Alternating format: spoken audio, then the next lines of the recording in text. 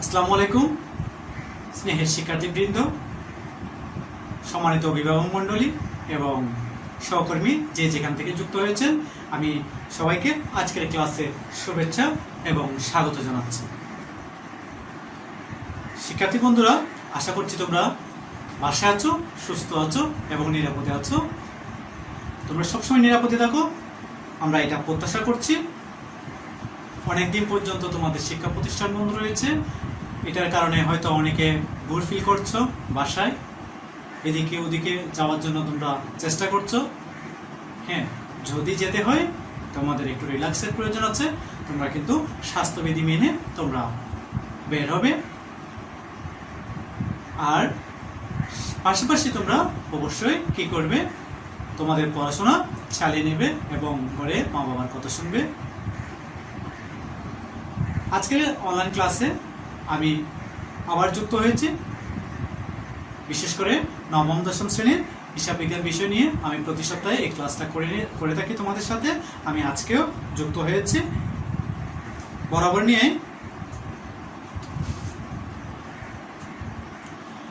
আমি তৌহিদুল ইসলাম শাহাদাত, সহকারী প্রধান শিক্ষক, ফতেনগর মজিদপুর উচ্চ বিদ্যালয়, রাউজান, চট্টগ্রাম থেকে আমি আজকের এই অনলাইন ক্লাসে যুক্ত হয়েছি শুধুমাত্র তোমাদের জন্য, তোমাদের প্ল্যাটফর্মে। বন্ধুরা, তোমরা তোমাদের টাইমলাইনে আজকের ক্লাসটি শেয়ার করে দাও এবং তোমাদের বন্ধুদের জানিয়ে দাও আজকে আমাদের হিসাব বিজ্ঞান ক্লাসটা শুরু হয়েছে, যাতে সবাই এই ক্লাসটা উপভোগ করতে পারে। এই প্রত্যাশা সবসময় আমার থাকবে এবং এই ক্লাসটা জুড়ে আমার সাথে থাকবে এই প্রত্যাশা করছি। আমি প্রতি সপ্তাহে এই ক্লাসটা, বিশেষ করে নবম দশম শ্রেণীর হিসাব বিজ্ঞান ক্লাসটা করে থাকি। ইতিপূর্বে আমরা একটা অধ্যায় শেষ করেছি, অন্য একটা অধ্যায় ধরেছি, সেই অধ্যায়ের আজকে শেষ পর্ব। যদি তোমরা এই পর্বগুলো দেখে থাকো তাহলে অবশ্যই তোমরা উপকৃত হবে আশা করছি। আমাদের আজকে যে পাঠের বিষয় সেটা হচ্ছে দুতরফা দাখিলা পদ্ধতি, তৃতীয় অধ্যায়ের পৃষ্ঠা 34 থেকে 36 পৃষ্ঠা পর্যন্ত। আজকের পর্ব হচ্ছে 3। আজকের পর্ব 3। ইতিপূর্বে আমি পর্ব 1, 2 নিয়ে আলোচনা করেছি। আজকে তৃতীয় পর্ব এবং শেষ পর্ব নিয়ে আমি আলোচনা করব। আজকে এই দুতরফা দাখিলা পদ্ধতি। এর পরবর্তী আমি অন্য আমাদের যে চতুর্থ অধ্যায় আছে, চতুর্থ অধ্যায় থেকে আবার শুরু করব। তৃতীয় অধ্যায় আজকে শেষ হবে। আজকে আমরা যেটা করব সেটা হচ্ছে কি, আমাদের অনুশীলনীর যে সমস্যা আছে ওখান থেকে আমি একটা সমস্যার সমাধান করব। বাকিগুলো আশা করছি তোমরা অবশ্যই পারবে।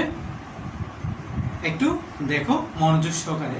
আমাদের যে বই আছে, আমাদের পাঠ্য বই আছে, আমাদের এই পাঠ্য বইয়ের যে 34 পৃষ্ঠা আছে, 34 পৃষ্ঠায় আমাদের যে অঙ্কটি আছে, অনুশীলনীর যে অঙ্কটি আছে, আমরা সেটা নিয়ে আজকে আলোচনা করব। আমাদের হচ্ছে সৃজনশীল পদ্ধতিতে আমাদের 3টে প্রশ্ন থাকে, ক, খ, গ। এরপরে উপরে একটা কি দিয়ে থাকে, উদ্দীপক দিয়ে থাকে। সেটার ভিত্তিতে আজকে আমরা এই অনুশীলনীটা করব। এখানে তোমরা দেখতে পাচ্ছ 34 পৃষ্ঠার 1 নং সমস্যার সমাধান লেখা দেখা যাচ্ছে। ক লেখা আছে, ডিসেম্বর মাসে মোট কত টাকা পণ্য ক্রয় করা হয়েছে। এখানে প্রশ্ন কিন্তু স্ক্রিনে কিন্তু প্রশ্ন রাখা হয়নি। প্রশ্নটা দেখার জন্য আমাদের অবশ্যই কি করতে হবে, বইয়ের ধারস্থ হতে হবে। তোমরা তোমাদের বই, খাতা, কলম, প্রয়োজনীয় সামগ্রীগুলো নিয়ে তোমরা বসে যাও আজকের অনলাইন ক্লাসের সামনে। প্রশ্নগুলো দেখো কি আছে, আমি একটু পড়ছি, তোমরা শুনো এবং তোমরাও মিলিয়ে নাও। 1 নম্বরে আছে, কবি অ্যান্ড ছবি ট্রেডার্স দুতরফা দাখিলা পদ্ধতি অনুসারে যথাযথভাবে প্রতিটি হিসাবে বই সংরক্ষণ করে থাকেন। 2017 সালের ডিসেম্বর মাসে ব্যবসায়ী সংগঠিত লেনদেনগুলো নিম্নরূপ।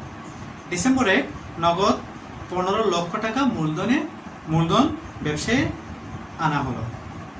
ডিসেম্বর ভাড়া 2,50,000 টাকার কাপড় প্যাকেটে ধারে ক্রয় করা হলো। ডিসেম্বর 23 নগদে 60,000 টাকার আসবাবপত্র ক্রয় করা হলো। ডিসেম্বর 24 ম্যানেজার শাকিলাকে বেতন প্রদান করা হলো 48,000 টাকা, ভাউচার নম্বর 102। ডিসেম্বর 30 নগদে কমিশন প্রাপ্তি 8,500 টাকা। ডিসেম্বর 31.5% বার্তায় চেক ধারা পণ্য ক্রয় 1,20,000 টাকা। এ হচ্ছে আমার উদ্দীপক। উদ্দীপকের আলোকে আমার 3টি প্রশ্ন, 3টি প্রশ্নের মধ্যে একটি প্রশ্ন স্ক্রিনে তোমরা দেখতে পাচ্ছ। যেটা করতে হবে আজকে, প্রথমে আছে ডিসেম্বর মাসে মোট কত টাকা পণ্য ক্রয় করা হয়েছে। আমরা যে উদ্দীপকটা পড়েছি ওখান থেকে পণ্য ক্রয়ের সাথে সংশ্লিষ্ট যেগুলো আছে এগুলো আমাদের কি করতে হবে, বের করে যোগফল নির্ণয় করতে হবে। যদি এখানে কোনো বার্তা থাকে বার্তাগুলো বাদ যায়। খতে আছে কবি অ্যান্ড ছবি ট্রেডার্সের উপযুক্ত লেনদেনের ডেবিট ও ক্রেডিট নির্ণয় করো। গতে আছে কবি অ্যান্ড ছবি ট্রেডার্স এর 24 ডিসেম্বর তারিখের লেনদেন অবলম্বনে একটি ভাউচার প্রস্তুত করো। আমাদের আজকের এই 3টি প্রশ্ন, প্রথমটাতে 2, তারপরেরটা 4, এরপরেরটা 4, মোট 10টা, অর্থাৎ 10 নম্বর প্রশ্নের আমরা কি করব, যেখানে 10 মার্কের একটা প্রশ্নের আনসার আজকে আমরা এখানে পড়ব। তোমরা একটু মনোযোগ দিয়ে দেখো। ডিসেম্বর মাসে মোট কত টাকা পণ্য ক্রয় করা হয়েছে। এখানে বই আমাদের দেখতে যেতে হবে, যেখানে আছে যে ক্রয়গুলো আছে সেই ক্রয়গুলো এখানে আসবে। এই জন্য আমাকে কি করতে হবে, প্রথমে একটা ছক করে নিতে হবে। এটা ছক এঁকে নেব আমরা। ছকে আমরা একটা 4টা কলাম করেছি। প্রথম কলামে তারিখ, এরপর দ্বিতীয় কলামে লেখা বিবরণ, তৃতীয় কলামে বিস্তারিত টাকা, আর চতুর্থ কলামে আমরা লিখেছি কি পরিমাণ টাকা। তারিখের ঘরে নিশ্চয়ই তোমরা জানো আমরা তারিখটা লিখবো, সালটা প্রথমে লিখলাম, তারপর তারিখ। এখানে দেখা যাচ্ছে 12 তারিখ একটা ধারে ক্রয় করা হলো, কাপড় ক্রয় একটা অপশন আছে। এই জন্য আমাকে যেটা করতে হবে, আমাকে ধারে ক্রয় কত টাকা লিখলাম, কত টাকা, 2,50,000 টাকা। পরবর্তী যেটা দেখা যাচ্ছে সেটা হচ্ছে ডিসেম্বর 31 তারিখ। ডিসেম্বর 31 তারিখে দেখা যাচ্ছে 5% বার্তায় চেক দ্বারা পণ্য ক্রয় 1,20,000 টাকা। এখানে একটা ক্রয় আছে, এই ক্রয়টা বসবে চেকের মাধ্যমে, কি পণ্য ক্রয় চেকের মাধ্যমে। কত টাকা, 1,20,000 টাকা। এটা আমি বিস্তারিত করে লিখেছি, বিস্তারিত টাকা কেন লিখেছি, এখানে একটা হিসেব আছে। এখানে 5% যেহেতু বার্তা আছে, বার্তা মানে ছাড় দেয়া, পণ্য ক্রয় কিংবা বিক্রয়ের ক্ষেত্রে আমরা যে টাকাটা ছাড় দিই এই টাকাটা ক্রেতার কাছ থেকে কম নেওয়া হয় অথবা বিক্রেতাকে কম দেওয়া হয়। এজন্য এটা কি যাবে, আমার যে মূল টাকা থেকে বিয়োগ যাবে। সেই জন্য আমি এখানে বিস্তারিত টাকার ঘরে লিখেছি।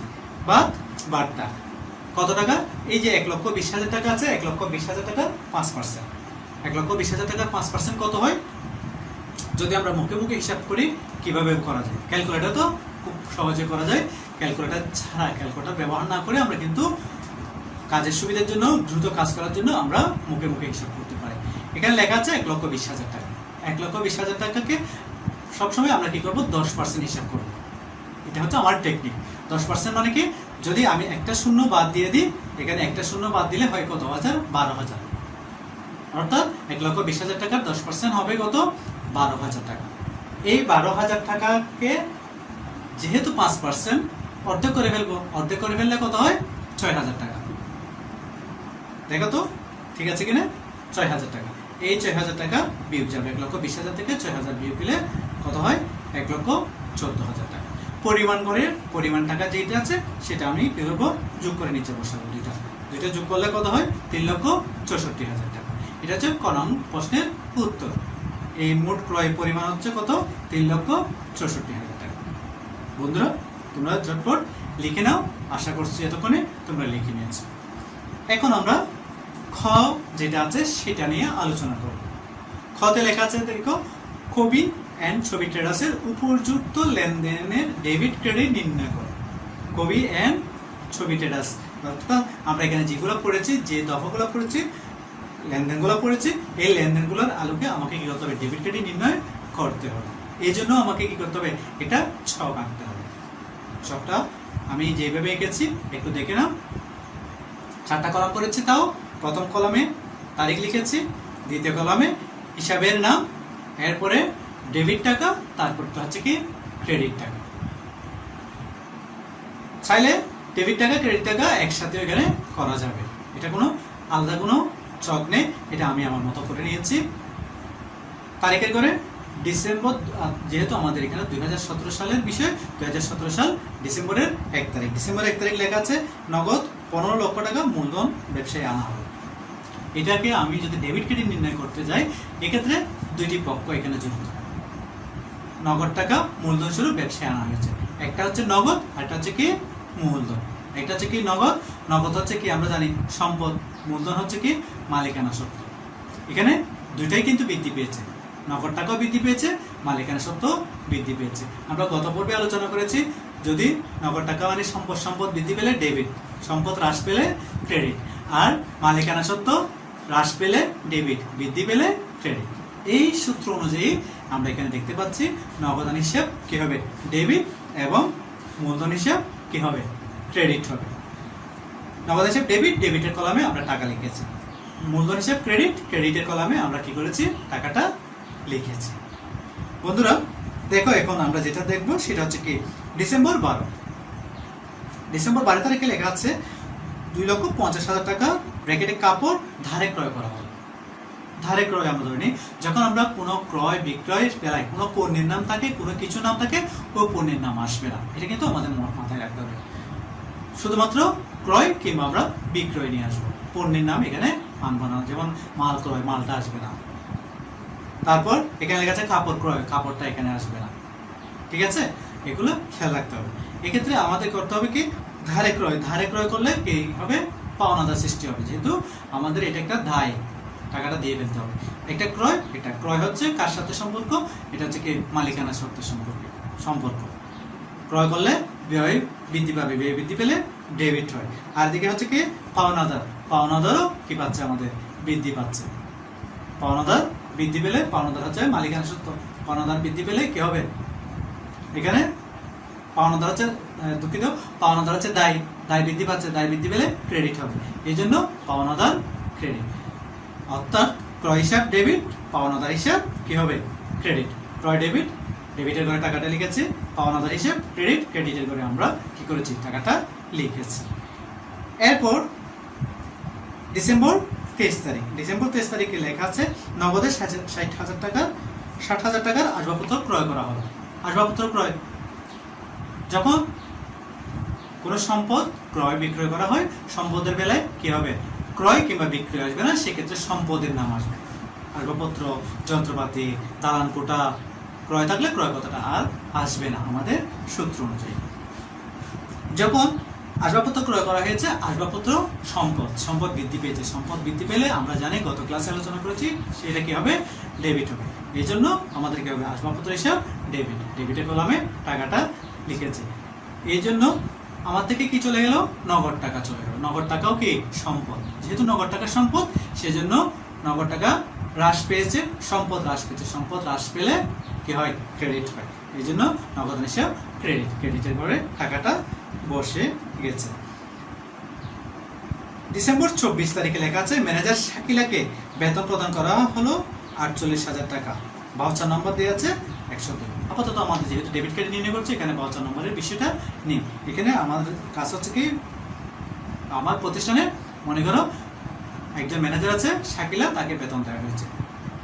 এই জন্য কোনো ব্যক্তিকে যখন বেতন দেওয়া হবে, কোনো ব্যক্তির নাম থাকে বেতনের বেলায়, সেক্ষেত্রে ব্যক্তির নামটা আসবে না, সেক্ষেত্রে কি হবে শুধুমাত্র কি খাতে ব্যয় করা হয়েছে ব্যয়ের খাতটা এখানে আসবে। এখানে ব্যয়ের খাতটা কি বেতন।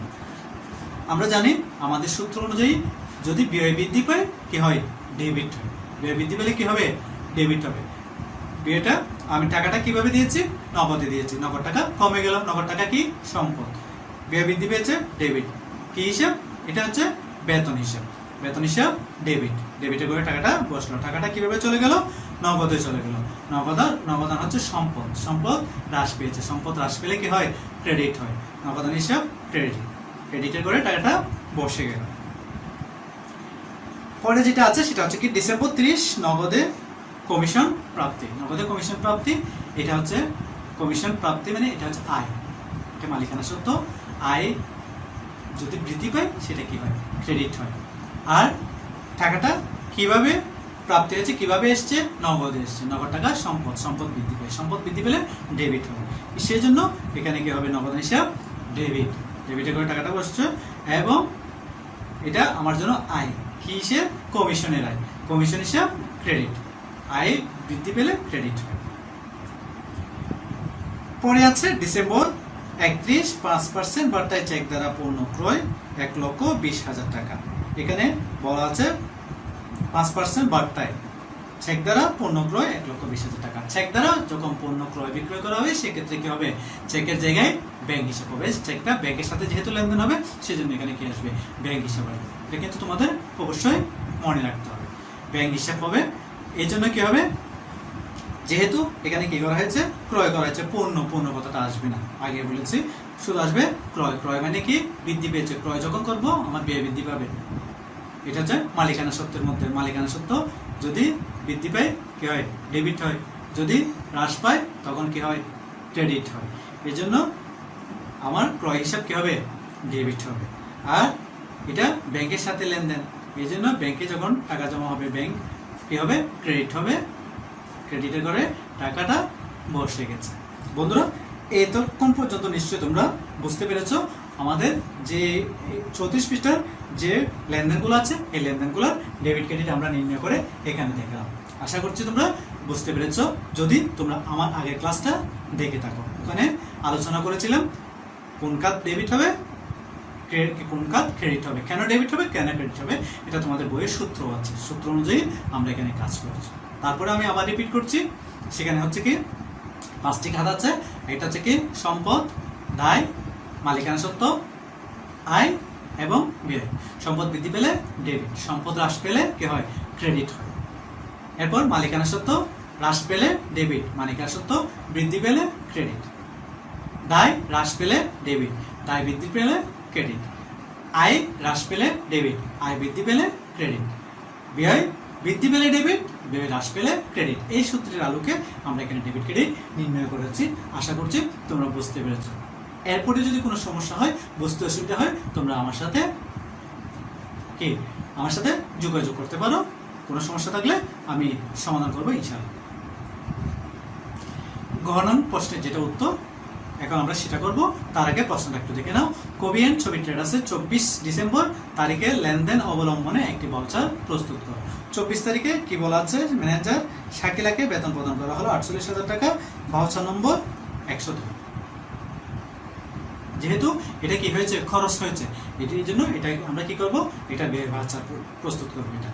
এটা ব্যয় ভাউচার, ব্যয় মানে কি খরচ, খরচের জন্য আমাদের ভাউচার তৈরি করতে হবে। করতে হলে আমাদের কি করতে হবে, শিরোনামটা লিখেছি আমার প্রতিষ্ঠানের নাম কোবিয়ান ছবি ট্রেডার্স, ডেবিট ভাউচার নম্বর 102, যেটা এখানে প্রশ্নের মধ্যে দিয়ে আছে। হিসাব খাতের নাম, কোন খাতে আমি হিসাবটা খরচ করছি, বেতন প্রদান। আর এটা যত তারিখ আছে 24 তারিখ বসানো হয়েছে। গ্রহণকারীর নাম কি, শাকিলা। আর ঠিকানা যেহেতু এখানে নাই, এখানে ঠিকানাটা হবে না। যদি ঠিকানা থাকে আমাদের ঠিকানাটা লিখতে হবে। এরপর আমাকে কি করতে হবে, একটা ডেবিট ভাউচারের জন্য আমি একটা ছক করব। ছকের মধ্যে প্রথম কলমে থাকবে তারিখ, পরের যে কলম যেটা আছে মাঝের কলম সেখানে খরচের বিবরণ, পরে করে আমরা কি করব, টাকা লিখব। নিশ্চয়ই বুঝতে পারছো, এখানে যতটা খরচ হবে 1 2 3 এইভাবে দিয়ে লিখবো। এখানে যেহেতু আমাদের একটা খরচ আছে, আমি এখানে ক্রমিক নম্বরের ওখানে কি লিখবো, 1 লিখবো। আর খরচের বিবরণ, খরচের বিবরণ মানে কি, কোন খাতে আমি খরচ করেছি, ওই খরচের নামটা আমরা কি করব, লিখবো। খরচের নাম কি, বেতন প্রদান করা হলো বা বেতন হিসাব। কত টাকা, 48,000 টাকা। শেষ। যদি আরো থাকতো আমি কি করতাম, 2 লিখে খরচের বিবরণটা লিখতাম, টাকাটা লিখতাম, মোটটা আমি কি করে দিতাম, যোগ করে দিতাম মোট করে। এরপর যে টাকাটা শেষে হবে, ফাইনাল থাকবে, সেটা আমি কি করব, কথায় লিখে দেবো। আজ কথায় 48,000 টাকা মাত্র। আমরা 48,000 টাকা এখানে যা পেয়েছি, যা দেখতে পাচ্ছি, সেটা আমার এখানে কথায় লেখা আছে। পরে আরেকটু কাজ আছে, ক্যাশিয়ারের স্বাক্ষর। যিনি ক্যাশ লেনদেন করে থাকেন, টাকাগুলো আদান প্রদান করে থাকেন, ক্যাশিয়ারের স্বাক্ষর হবে উপরে। হিসাব রক্ষকের স্বাক্ষর হবে, যিনি হিসাব এগুলো রক্ষণাবেক্ষণ করেন, সংরক্ষণ করে থাকেন। ব্যবস্থাপক, যিনি ম্যানেজার, ব্যবস্থাপকের স্বাক্ষর হবে। এরপর গ্রহীতার স্বাক্ষর। এই 4টা স্বাক্ষর করার পর আমরা কি করব, এই খরচের তথ্যটা আমি আমার ফাইলের মধ্যে রেখে দেব। এটা অনুযায়ী আমরা কি করব, হিসাব করব। হিসাব করতে গেলে এখানে টোটাল কত টাকা আমাদের সপ্তাহ শেষে কিংবা মাস শেষে কিংবা বছর শেষে আমরা জানতে পারবো এই ডকুমেন্টসের মাধ্যমে। যে তথ্যটা দেখো, একটার সাথে কিন্তু একটা অধ্যায়ের সাথে একটা অধ্যায় সম্পর্কিত। আমরা এর আগে যে অধ্যায়টা করে এসেছি ওই অধ্যায়ের মধ্যে কিন্তু এই debit voucher, credit voucher, debit note, credit note, cash memo, এগুলো কিন্তু চালান, এগুলো কিন্তু ওখানে ছিল, তাই না? দেখো এই অধ্যায়ের সাথে কিন্তু আগের অধ্যায়ের সাথে যেহেতু সম্পর্ক, এখানে ডেবিট ভাউচারের কথাটা এখানে আসছে। এই জন্য আমরা প্রতিটি অধ্যায়ে ভালোভাবে আমাদের কি করতে হবে, অবশ্যই অধ্যয়ন করতে হবে। বন্ধুরা, আশা করছি তোমরা ক্লাসটা বুঝে নিয়েছো। এই ক্লাসের ধারাবাহিকতায় তোমাদের আমি একটা এখন বাড়ি কাজ দিচ্ছি। এই বাড়ি কাজটা তোমরা কি করবে, খাতায় লিখে নেবে, লিখে তোমরা করে রাখো, অথবা আমাকে কি করবে, কাজটা করে ছবি তুলে আমার ইনবক্সে দিতে পারো। প্রশ্নগুলো আমি একটু পড়ে নিচ্ছি, তোমরা দ্রুত লিখে নাও অথবা ছবি তুলে নাও। তোমরা ছবি তুলে আমাকে উত্তরগুলো পাঠিয়ে দিতে পারো। বাড়ি কাজ, মিস্টার তারেক 2018 সালে 1 মার্চ তারিখে নগদ 50,000 টাকা নিয়ে ব্যবসায় আরম্ভ করেন। উক্ত মাসে নিম্নোক্ত লেনদেনগুলো সংঘটিত হয়। মার্চ 1 নগদে পণ্য ক্রয় 10,000 টাকা। মার্চ 5 চেকে পণ্য বিক্রয় 15,000 টাকা। মার্চ 7 মণিহারি দ্রব্যাদি ক্রয় 5,000 টাকা। মার্চ 9 যন্ত্রপাতি ক্রয় 20,000 টাকা। এটা হচ্ছে আমার উদ্দীপক। উদ্দীপকের আলোকে নিচে কিছু প্রশ্ন আছে, প্রশ্নগুলো দেখে নাও। ক, মোট ক্রয়ের পরিমাণ নির্ণয় করো। এখানে কত টাকা পণ্য ক্রয় করা হয়েছে আমাকে নির্ণয় করতে হবে যোগফল। আগে আমরা এখন যে ক্লাসটা করেছি ওই ক্লাসের মাধ্যমে এটাও একই রকম মিল আছে, এটার জন্য 2। তারপর খতে আছে উল্লেখিত লেনদেনগুলো হতে একটি ডেবিট, আমরা আগেরটা ডেবিট ভাউচার করেছি, এটাতে কি করবো আমরা ক্রেডিট ভাউচার নির্ণয় করবো। এটা ক্রেডিট ভাউচার তৈরি করবো। ক্রেডিট হচ্ছে কি আয়ের কাজ, আয় হলে ক্রেডিট ভাউচার তৈরি করতে হবে। গতে আছে উপযুক্ত লেনদেনগুলো হতে ডেবিট ক্রেডিট নির্ণয়, একটু আগে আমরা করেছি আজকের ক্লাসে ডেবিট ক্রেডিট নির্ণয়। তাহলে তোমরা দেখতে পাচ্ছ কতে আছে 2, খতে 4, গতেও 4, মোট 10 মার্চের আমার আজকের এই প্রশ্নটা ছিল। এটা তোমরা করে ইনশাল্লাহ আমাকে পাঠাবে এই প্রত্যাশা করছি। আর তোমরা ভীত হবে না, তোমরা পাশে থাকবে, নিরাপদে থাকবে। তোমাদের আবার কোলাহলে মুখরিত হবে তোমাদের প্রিয় বিদ্যালয়াঙ্গিনা, এই প্রত্যাশা করে আমি আজকের মতো সবাইকে ধন্যবাদ জানিয়ে এখানে শেষ করছি। আল্লাহ হাফেজ।